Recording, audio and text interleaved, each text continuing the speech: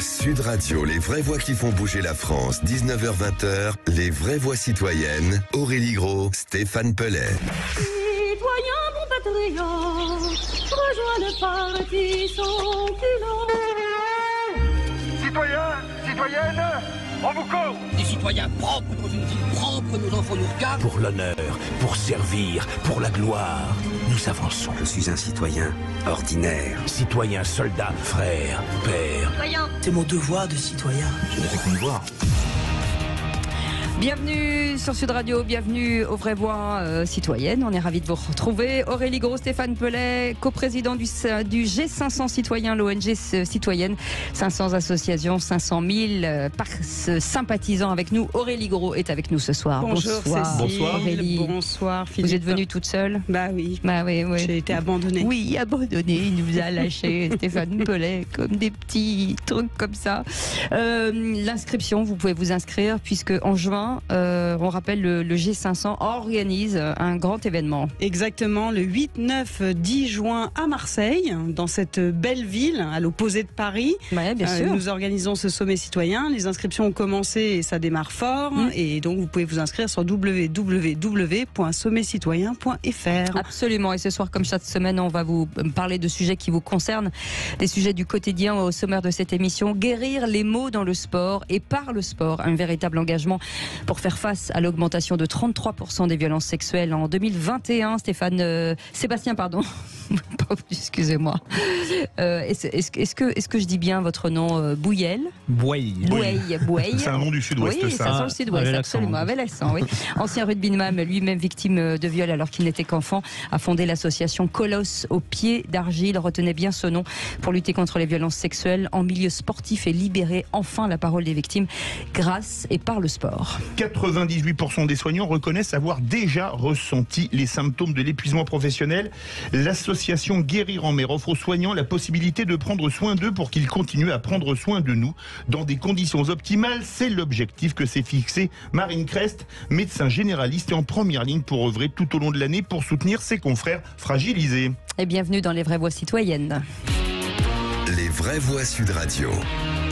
Et vous avez entendu sa voix, une voix d'homme. Sébastien Boel est avec nous. Bienvenue, vous êtes fondateur de l'association Colosse au pied d'argile. Merci d'être avec nous en direct ce soir.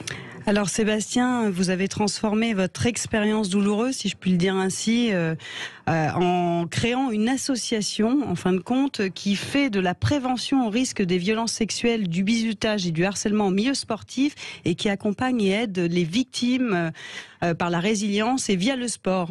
Donc, est-ce que vous pouvez nous raconter un peu comment vous avez monté cette association, pourquoi, voilà, les prémices de cette association? Mais c'est en fait au sortir du procès qui a condamné mon agresseur pour 10 ans de réclusion criminelle, où j'ai fait 4 nuits blanches pendant ce procès. Et c'est là où j'ai réfléchi à comment aider les potentielles futures victimes et les protéger surtout. Et en fait, je suis parti dans un sport parce qu'il se faisait rien. Et comme je suis un ancien rugbyman, j'étais parti pour faire le tour du comité Côte Basque-Land de rugby les mercredis après-midi ou les samedis sur les tournois pour parler aux gamins et aux adultes. Et vite, je me suis rendu compte que mon témoignage libérait la parole quasiment systématiquement. Et donc, je me suis rendu compte aussi de l'ampleur des dégâts, malheureusement. Et donc, jusqu'en 2016, j'ai fait du bénévolat. Et après, il a fallu que je prenne une décision. C'était soit d'arrêter l'association, soit arrêter le rugby et mon métier que je faisais par côté. Et du coup, j'ai décidé de professionnaliser mon combat en 2016. Ce qui nous mène en février prochain à 32 salariés et de faire des interventions quotidiennement sur le terrain et de libérer la parole malheureusement quotidiennement. Oui, parce que les chiffres de la violence sexuelle augmentent et ne cessent d'augmenter et c'est vrai que vous avez peut-être le côté rassurant de la personnalité qui permet aux victimes peut-être de s'exprimer beaucoup mieux. Je casse les codes parce que souvent malheureusement une victime on va penser à une personne fragile, une femme. Très souvent. Vous n'avez pas l'air fragile. Et donc là, on a un colosse de 1,82 et 100 kilos hors taxe face à soi et qui parle des viols qu'il a subis apaisément. Et du coup, c'est ce qui donne du courage à beaucoup de personnes. Et puis on n'a pas l'impression de parler à un médecin ni à un praticien, donc forcément c'est plus facile. Quand on le terme libérer la parole, c'est vrai qu'on en parle assez souvent maintenant depuis 1 ou 2 ans. Avant c'était plutôt différent. Est-ce que la liberté de cette parole, elle est plutôt très urbaine. Dans les territoires, c'est souvent difficile. Dans les régions, il y a le candidat-raton, il y a, on n'a pas envie de parler. Est-ce que c'est plus difficile ou pas, en tout cas? Non, pas du tout. Non, c'est exactement pareil. Ce serait presque même réducteur de dire que niveau ruralité, c'est moins libre, la parole, au contraire. Non, parce qu'on a toujours peur, effectivement, du candidat-raton. La différence, c'est surtout que l'agresseur est plus connu quand on est en ruralité, qu'il est connu de tout le monde, plutôt que dans les grandes villes. Mais c'est pas pour ça que dans les grandes villes, il n'y a pas de problème non plus. Et il n'y a vraiment pas de milieu qui est épargné par ce fléau. On le voit assez quotidiennement, justement, pour en témoigner. Sur les expertises, parce qu'aujourd'hui vous dites que vous avez 32 salariés, quelles expertises finalement ils ont? Est-ce que ce sont des gens, est-ce que ce sont des praticiens, est-ce que finalement ce sont des psychologues, ou c'est juste des gens qui vous accompagnent et qui juste recueillent cette parole? Alors c'est des personnes qui sont formées par l'association sur l'accueil de la parole de la victime, justement quelle posture à avoir pendant qu'on accueille cette parole, parce que l'accueil de la parole c'est pas une audition, on va pas chercher les mêmes choses. On a des anciens gendarmes qui nous ont rejoints, qui ont pris leur retraite pour... Donc ce sont que des personnes professionnelles du coup et qui sont qualifiées pour pouvoir intervenir sur le sujet, sur plusieurs aspects que l'on a. Ces enfants, ils sont victimes dans le cadre sportif, dans le cadre familial. Comment ça se passe généralement? Parce que c'est très douloureux d'en parler. Alors c'est très douloureux, c'est impossible quasiment, mais la parole se libère, comme vous disiez. La société est prête à entendre aujourd'hui. C'est ça aussi. C'est une différence qu'il y a par rapport à certaines années. Et donc nous on se sert du sport comme levier libérateur pour ces victimes, comme vous le disiez, majoritairement victimes intrafamiliales pour 80% d'entre elles. Nous, dans les actions auprès de fédérations, on a aujourd'hui près de 50 fédérations qui sont conventionnées avec nous. Quand on va intervenir grâce à cette convention dans les clubs, on va libérer la parole de ces victimes qui sont majoritairement intrafamiliales. Et la spécificité du sport, malheureusement, c'est qu'il y a beaucoup de victimes qui sont commises de mineurs sur mineurs. Ah oui. Donc, notamment dans les actes de bizutage, où on va avoir beaucoup de bizutage à connotation sexuelle. Et qu'est-ce qu'on en fait de cette parole? Pardon. Non, je t'en prie. Qu'est-ce qu'on fait de cette parole une fois qu'elle est là?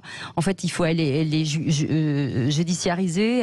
On appelle les parents. Comment ça se passe? Alors, toutes les situations sont différentes. Nous, on assure le service après violence. Ouais. Et en fait, on a des psychologues, on a des juristes qui vont accompagner la victime sur l'aspect psychologique et juridique. Les victimes collatérales, qui sont les parents en général, quand ils ne sont pas, bien sûr, les auteurs de ces actes. Et donc, on va les accompagner jusqu'au procès, s'il le faut, gratuitement. Oui. Il faut le noter. Vous avez des méthodes pour permettre aux enfants de se protéger des prédateurs.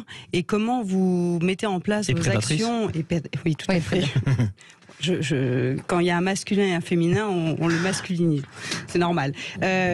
Comment se déroulent vos actions de sensibilisation vis-à-vis de toute cette jeunesse? Alors bien sûr avec un discours adapté par tranche d'âge. On ne va pas parler à des enfants de CM1, CM2 comme à des 6e ou dans des clubs face à des jeunes majeurs. Toutes nos interventions partent justement de mon témoignage. Un témoignage qui donne du courage et de la force aussi à ces victimes qui sont encore murées dans le silence. Et puis après on déroule avec des mots adaptés, des méthodes ludiques aussi maintenant pour parler du sujet, notamment du consentement.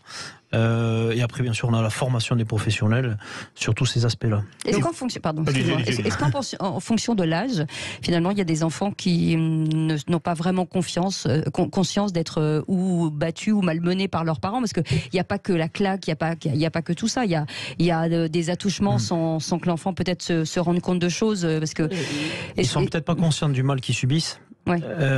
Mais quand ils en parlent, c'est brut de décrochage et il n'y a pas de filtre. Du coup, moi je me suis retrouvé dans une classe de CM2 où le gamin, devant ses collègues, il dit moi, quand je suis chez papy le mercredi après-midi, il me touche le zizi sur l'ordinateur et il devient tout dur. Il me fait devenir le zizi tout dur.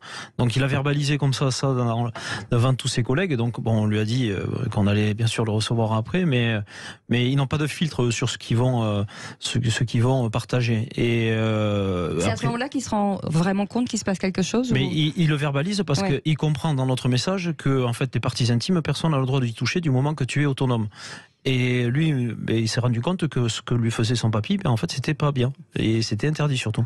C'est terrible. Donc vous faites de la prévention, on est d'accord. Et à côté de ça, vous organisez également des programmes de résilience par le sport pour les victimes. Voilà, c'est un programme qu'on a lancé. Ça fait 4 ans qu'on veut le lancer. On a réussi à le mettre en place là pour les vacances d'octobre, où on accueille 6 victimes de viol ou d'agression sexuelle, où on leur a préparé un programme de 3 mois de 3 mois avec une première semaine de résilience avec le sport, justement, pour se reconstruire, pour regagner confiance en soi, notamment.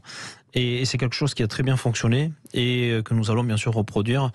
Mais bon, là, ils sont suivis maintenant pendant 3 mois encore avec l'équithérapie et la boxe-thérapie notamment. Juste quelques instants encore, je sais que vous avez réalisé à peu près un peu plus de 1300 interventions depuis janvier 2022, avec près de 60 000 personnes sensibilisées et formées, ce qui est assez énorme, avec des objectifs pour 2023-2024. C'est une maison d'accueil.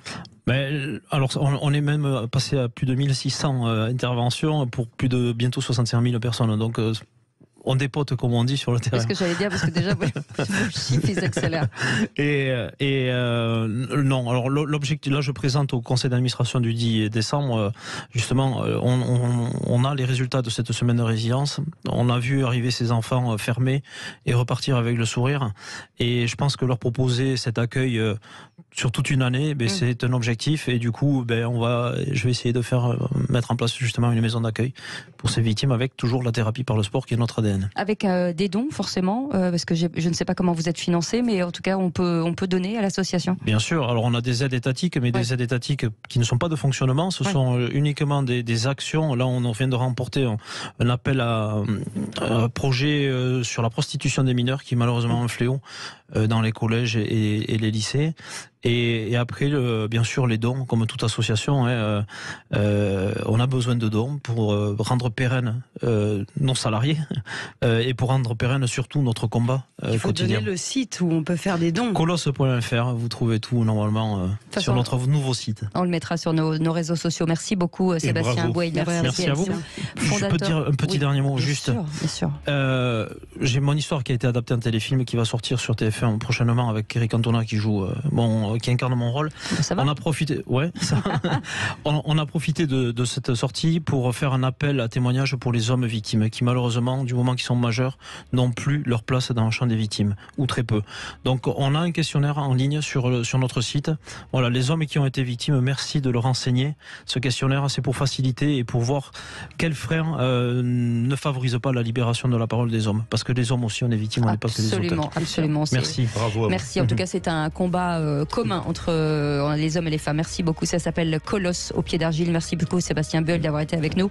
Oui. Ça va, c'est pour que vous me repreniez. Parce que, Sébastien, le Colosse. Merci à vous. The Big Colosse. Dans un instant, Merci on parlera encore de sport, puisque le sport soigne, vous l'avez vu. On va partir on va faire de la voile à Marseille. Et j'ai même une bonne nouvelle. Ah, ne dites rien. Bah non. Ah, à tout de suite. Sud Radio, les vraies voix qui font bouger la France, 19h-20h, les vraies voix citoyennes, Aurélie Gros, Stéphane Pellet. Vous avez eu raison de choisir les vraies voix citoyennes, parce que ici c'est vraiment le terrain, c'est la vraie vie. Dans un instant, on reviendra sur les soignants, acteurs majeurs de notre santé, qui ne sont pas épargnés non plus par la détresse psychologique. On va en parler avec notre invité. Juste avant cela, Aurélie Gros, vous auriez un coup de gueule, et surtout d'abord une bonne nouvelle et puis un coup de gueule. Oui, la bonne nouvelle, c'est que c'est vrai, les vraies voix citoyennes qui font bouger la France, mais qui font aussi bouger les choses. Vous le savez, on a reçu le 21 novembre dernier les jeunes de l'association L'Équipage Solidaire, qui œuvre contre la précarité des étudiants. Ouais. Des jeunes extraordinaires, ils sont partout, dans 12 villes, 17 ans, ils ont été confrontés à cette problématique. Et aujourd'hui, on a appelé Christophe Combe, le cabinet de Christophe Combe, donc le ministre des Solidarités, de l'Autonomie et des Personnes Handicapées, et il nous a annoncé une bonne nouvelle. Au-delà d'avoir débloqué 10 millions d'euros pour l'aide alimentaire aux étudiants, qui a été annoncé il y a quelques jours, après ce contact pris, nous sommes heureux de vous annoncer qu'Isla Maël, Alain et les coprésidents de l'Équipage Solidaire auront un entretien ce jeudi avec un conseiller du ministre. Ah, Ça, voilà, c'est comme bien. quoi ça avancer ça les fait bouger choses. les choses. Ils étaient là il y a une Bravo, semaine, le pile poil. G500. Ben voilà, comme quoi les médias permettent aussi de faire passer les bonnes choses. Et le coup de gueule. Et le coup de gueule, moi, vous connaissez tous Pierrick Courillot, Bien qui sûr. est président, fondateur de Handicap République et Société, un think tank qui agit avec de nombreuses associations sur le territoire français pour réussir une société plus inclusive, plus humaine, avec toutes les personnes porteuses de handicap. Eh bien, lui aussi, il est porteur d'un handicap, d'un polyhandicap, et se bat chaque jour pour ses droits. C'est extraordinaire, parce qu'il connaît tout le monde, mais il se bat C'est pour quand ses même droits. assez lunaire. Et à l'heure où je vous parle, l'assurance maladie lui refuse un classement en catégorie 3, ce qui lui permettrait une couverture complète de ses frais, parce qu'aujourd'hui, il paye. Et vous savez pourquoi ? Non. Parce qu'il y a une erreur de compte-rendu d'un hôpital qui ne mentionne pas son problème d'élocution. Et tous ceux qui connaissent Pierrick, et vous, Cécile, absolument. et toi, Philippe, savent comment il se bat pour pouvoir s'exprimer. C'est scandaleux. La paperasse face à la vraie vie. Alors, j'espère qu'on sera entendu et que vous relayerez tous ces aberrations, parce que beaucoup de gens vivent ça sur notre territoire. Ouais, c'est vrai qu'il a la chance dans sa malchance qu'on parle de lui, mais c'est vrai qu'il y a beaucoup de gens derrière qui sont... tous les autres. Absolument. Aussi. Eh ben, notre invitée, c'est Marine Crest qui est avec nous. Bonsoir. Bonsoir. Bonsoir. Vous êtes présidente de l'association Guérir en mer. Et puis, une témoin qui a recours à votre soutien, Cécile Glaise, est avec nous. Bonsoir. Bonsoir. Bonsoir. Bienvenue sur Sud Radio. Aurélie, aujourd'hui, c'est encore le sport, encore la résilience grâce au sport. Exactement. Bonsoir Marine, bonsoir Cécile. Donc Marine, vous avez fondé cette association avec une idée motrice extraordinaire. Soignants, prenez soin de vous pour pouvoir prendre soin des autres.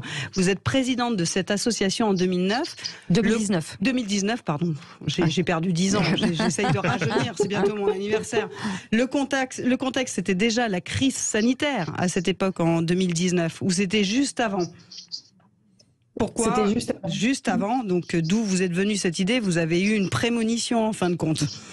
Parce qu'on peut dire que nos soignants ont souffert, déjà. Les problématiques du système de santé, elles étaient déjà présentes avant la crise Covid. Elles ont juste été peut-être un petit peu plus révélées et exprimées depuis. Mais la souffrance des soignants, c'est quelque chose qui est présent et réel depuis de nombreuses années. Et moi, pourtant, je suis jeune. Et dès le début, en fait, de mon exercice professionnel, voire même de mon internat, j'ai pu être témoin et moi-même être en souffrance dans ma formation et dans mes premières années d'installation sur la difficulté par rapport aux patients, la difficulté de soigner, la difficulté de reconnaissance dans une société qui souffre globalement par manque de moyens multiples, moyens humains, moyens matériels. Et voilà, moi, ce qui me fait du bien, c'est de faire du bateau avec un ami qui est kiné, qui m'a emmené sur son bateau découvrir la régate, le sport santé, la voile comme sport santé. On s'est dit que c'était trop génial et qu'on avait envie d'emmener des soignants avec nous.